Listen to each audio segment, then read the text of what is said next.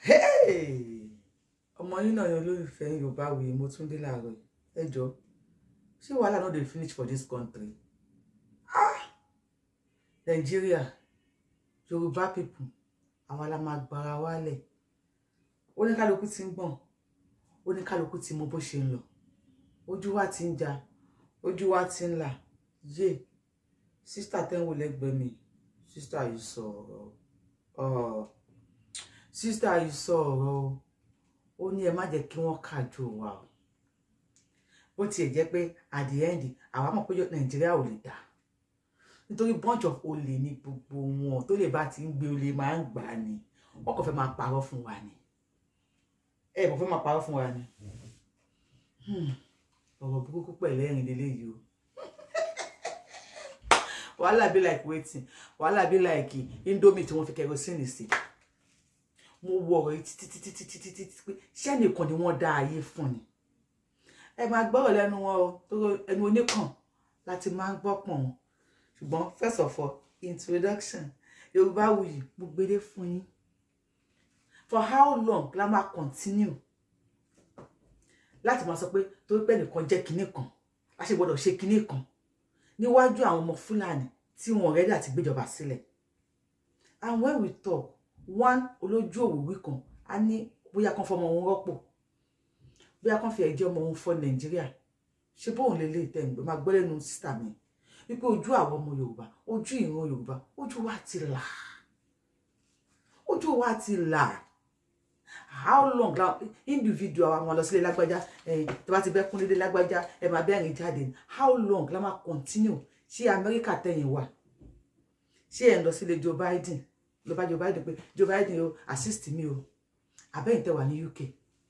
Ilé Boris Johnson lẹ́ ń lọ. Ẹ̀yin tẹ́ wà ní China. Ṣé lè ṣinṣin ṣankun ṣan kung fu ẹ lọ sílẹ̀ lọ gbóúnjẹ.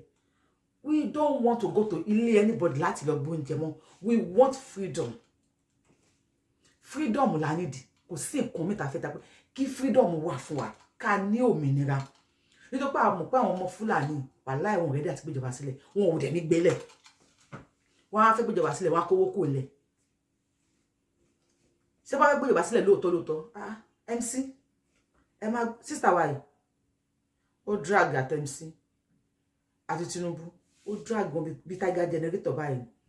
Nínú ọ̀rọ̀ tó sọ bóyá sense wà ńbẹ̀ àbí nonsense nìkan tó sọ tẹ́ ẹ bá ti gbọ́ kẹ́ wá compare pẹ̀lú nǹkan tó ń ṣẹlẹ̀ àtàwọn nǹkan tí Yorùbá wo ti sọ síwájú pé ọjọ́ kan ń bọ̀ táwọn people yìí ó kàn máa gbé wa ní gógó lásán ni.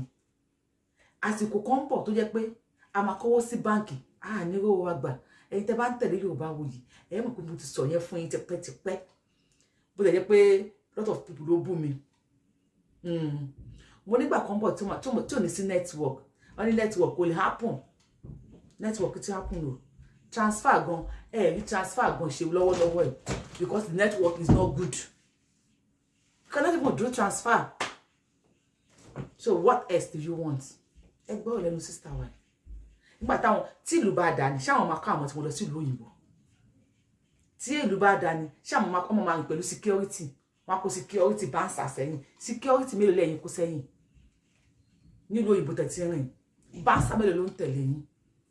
Àwọn èèyàn yín tó wà Nàìjíríà, ọmọ yín wà Nàìjíríà, ọkọ yín wà Nàìjíríà, ìyàwó yín wà Nàìjíríà, àwọn family yín wà Nàìjíríà. Èló lówó security tẹ̀ sẹ́ndì sí wọn kó máa tẹ̀lé wọn. Èló lówó báńsà tẹ̀ sẹ́ndì sí wọn ní Nàìjíríà. Wọ́n kidnapper GDP ò gbé. Kidnapper ó gbé DPO.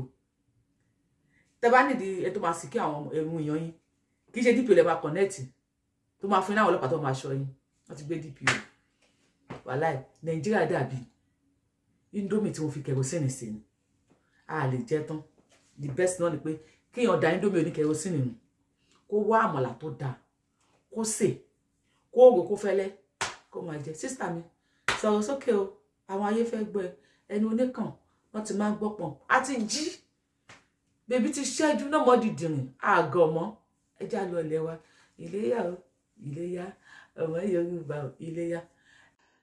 Mo fẹ́ ṣe fídíò yìí láàárọ̀ yìí nítorí kí n pọ́n yín lé broda MC Oluomo. Ìtorí tiyín ni mo ṣe ń ṣe fídíò yìí láàárọ̀ yìí kí gbogbo àgbààgbà orílẹ̀-èdè mẹ́rẹ̀ẹ̀rin àgbáyé kan dẹ̀ máa gbọ́. Ẹni tó bá ṣoore wọ́n á ṣoore fún tó bá ṣoore fún ọmọ ọlọ́mọ wọ́n á ṣoore fún ọmọ tiẹ̀ náà. Ẹni tó bá bàtà ọmọ ọlọ́mọ jẹ́ wọ́n á bà tiẹ̀ jẹ́, ó di dandan. Ẹ wá sọ ẹ̀sà ọ̀rọ̀ yín tí mo rí lórí social media débi pé ká jẹ́ kán gbárùkùtù torí pé Tinubu ó máa ràn yàn lọ́wọ́, kò sẹ́ni tó bẹ́kún dọ̀dọ̀ ẹ̀ tó lọ lásán rí. Ọ̀rọ̀ yẹn kọ́ là ń sọ yìí. Ọ̀rọ̀ Lagos State ẹ ti sọ di àwa ara wa. Bọ̀ à ń sọ̀rọ̀ gbogbo Nàìjíríà, gbogbo àwọn aláìní, gbogbo tálákà. Ẹ jọ̀ọ́ nítorí Ọlọ́run. Dividends, good governance làwọn ọmọ yín rí tán fi school nílùú òyìnbó.